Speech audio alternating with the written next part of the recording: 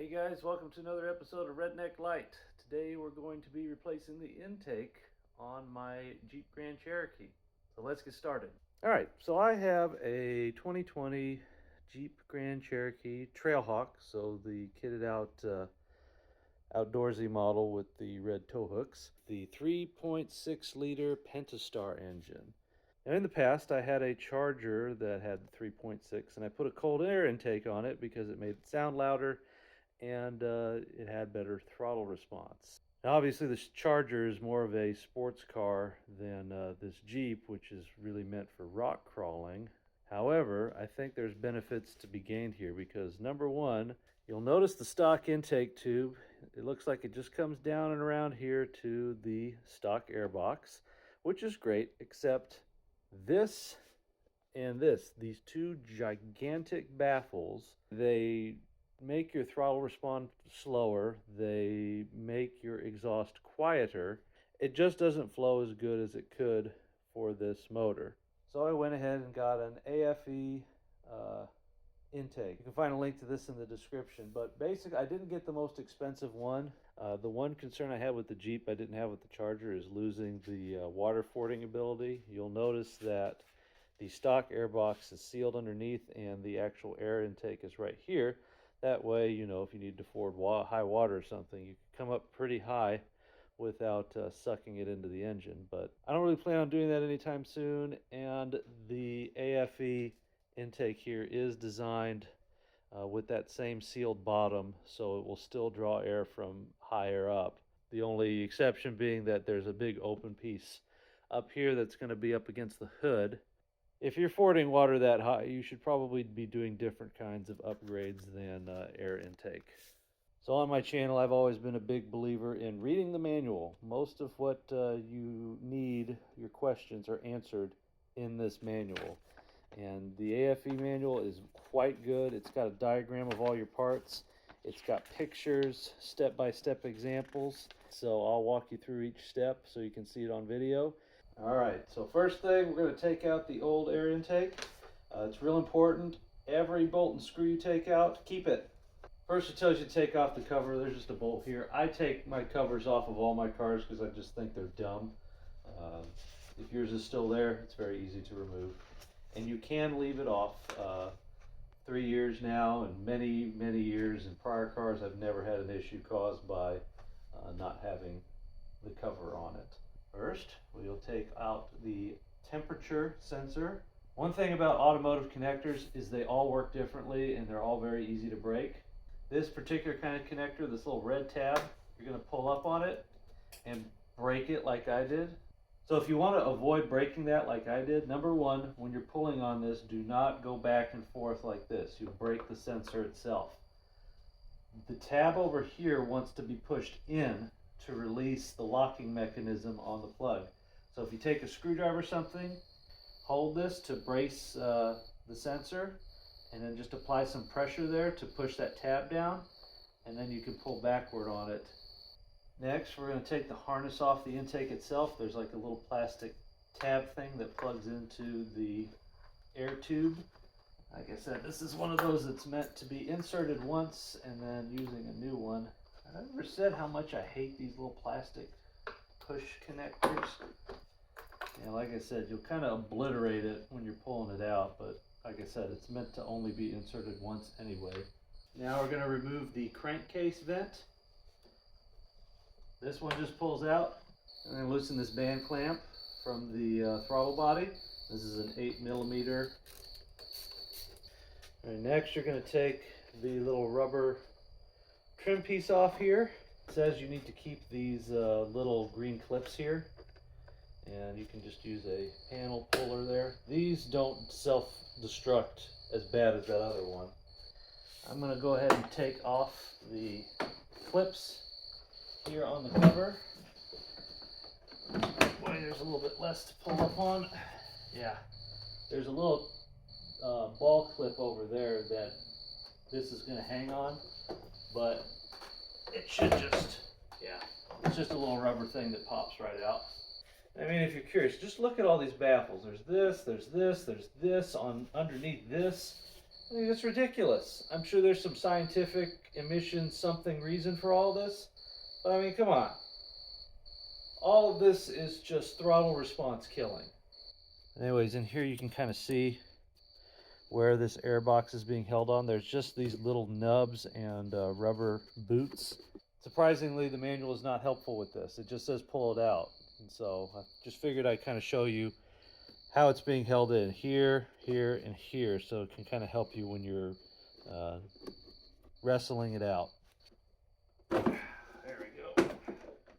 So now those 3 rubber grommets that were in this air box, we need to transfer them to our new air box. So with these, they're a little bigger on the bottom here, so you should just be able to kind of work with them inside and pull them out. Okay, now here, just squish them in there. And next, we want to insert the filter here. So this hole is not a circle, it's actually an oval, so it'll only kind of fit in one way. There's going to be a silver line here. If you want your car to look fancy, you want that on the bottom. So if you make the mistake like me, just flip her over, center it, and there you go. Next thing's the trim seal. This goes around the entire top edge. That way it'll seal up against the hood when you close it. I'm going to start here. That way when I get all the way to here, I can get them flush with each other. In the corner, it's a little bit too hard to do that. Just kind of push it on. Oops. Just to show you kind of a close-up of this, the lip of that will sit flush with the little lip on the plastic molding. That's how you know you've pushed it down far enough. Now it's decision time. There is a hole in the front of the airbox here, so this will obviously give you more area to pull in air. I'm going to put the plug in so that way it's pulling air from just up here. You're compromising your water fording ability. Not much, but I'm going to leave the plug in. There, plugged. Alright, next we've got the intake tube. We need to install the temperature sensor, which will go right here. They're going to provide you with a rubber grommet and the little fitting that the temperature sensor is going to snap into. You want to wrestle in that little rubber grommet. None of that rubber's pinched or anything, and it should sit pretty neatly like that. You'll insert that little plastic fitting. One thing you can do so you don't tear the little rubber here is you can just take a tiny bit of motor oil if you've got some lying around, or grease or something, and just very lightly grease this, and that'll make it fit in there a lot easier. Alright, so just again the tiniest little bit of grease. The reason this is okay is because your crankcase ventilation is already going to be putting oil in your intake, so a little bit used to lubricate this fitting is not going to hurt the rubber or anything. So it still fought me a little bit even with that grease, so definitely worth putting, like I said, just a tiny bit of motor oil or a tiny bit of grease. Now we're going to take the temperature sensor out of this freaking monstrosity, and it's just a twist lock. So you're going to twist. Alright, this is being pretty stubborn, so I kind of hate this, so be extremely careful that you're not going to break anything. Don't cinch down on it, but get your wrench and just very gently. You do want to be careful when you're pulling and tugging on this, because there's a sensitive little piece in here and you don't want to break it. There we go. I guess there's not really a trick to it. It's just kind of moving it back and forth in its housing. There's a little O-ring that makes it sticky, and you just kind of have to get a good grip on it and then pull it out.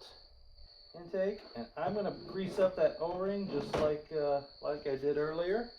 Again, just a teeny tiny little bit of grease, not a ton. Insert that O-ring there, and then that tab should sit flush with the fitting. You just twist, and there's a little locking tab so you know that it's locked into place. And there. All right, this part's going to be fun. So now the crankcase vent. We need to follow this tube all the way to the back of the engine and somehow shove your hand back there and get it to come off. So if you can kind of see right here, there is a button on top of this crankcase seal that you need to push down. Okay, there's also a button on the bottom, so I'm going to try to squeeze my hand in there so I can push both those buttons, and then with my other hand I'm going to use kind of a screwdriver to push it off. Okay, push both buttons down. There we go. Screwdriver wasn't necessary. You just push both the buttons to release it, and it'll come right out. All right, and now we're going to replace it with the hose that's flexible, supplied by aFe, and you'll notice it's got the same little goofy end, and it should just have to push it on. Come on. Snap on, you little f***er. All right, so as I'm fighting and wrestling this thing, I don't know if you'll be able to see this on the camera, but one of those O-rings got unseated, which is probably part of the reason I'm having so much trouble. But I'm gonna go in there and fix it, and I'm gonna grease it like I should have before.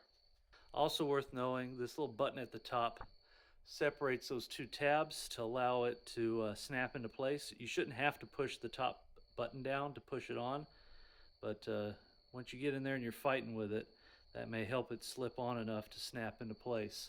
It's so much easier to do on an old car.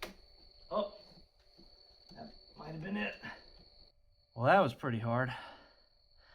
The problem is it's just at a really weird angle. It's very hard to get leverage on and get everything at the right angle. Only advice I can give you is play with, make sure there's enough hose fed back there to where you can line up, and then just keep kind of going back and forth. Once I got it at the right angle, it slipped and snapped on pretty easily.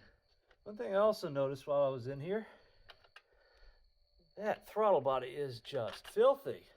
So we're going to spray some carburetor cleaner in there and get some of that carbon deposit off. So yeah, I would strongly suggest coming in here to clean this, because you'll notice there's just a ton of carbon deposit in there. I mean, the whole throttle body is just covered in this crap. All right, this is one of those don't be stupid like me moments. Use a cloth that doesn't tear, because I already had to fish out a piece of shop towel from the air intake. So instead of giving myself a bad day, I just will dirty up this microfiber cloth.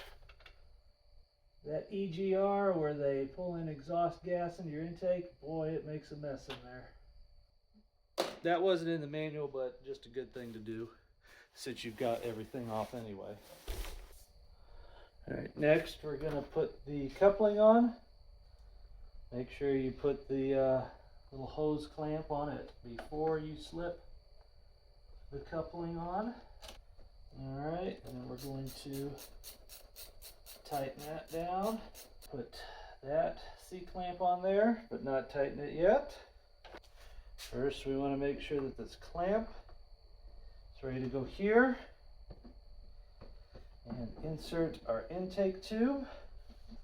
You want to align those three little nubbins with the holes in there and push them down into place. Then it's a matter of getting this tube in here. Looks like it's a little easier said than done. You can use some of these little plastic trim piece things to help you with this rubber tube until, there we go. Now we're going to tighten all of our clamps. We're going to reconnect the temperature sensor. It should only go in one way. And hopefully you didn't break yours like I did. And then the crankcase vent hose just slides onto the tube. Then you're going to reinstall this rubber trim seal. Put back into the factory trim so that way you've got the two little green pieces there. And then you can push them into the appropriate holes. And then if you have the engine cover, you can put it on at this point. One last thing, if you have the misfortune of living in California or some other place where they care about the environment, you do want to add this little carb sticker onto your intake. That way whoever's inspecting your car knows that it is carb compliant. All right, and there we have it. It's all set. The instructions do say you want to check your connections and things after a couple hundred miles just to make sure everything's still tight. But overall, it's a pretty simple install.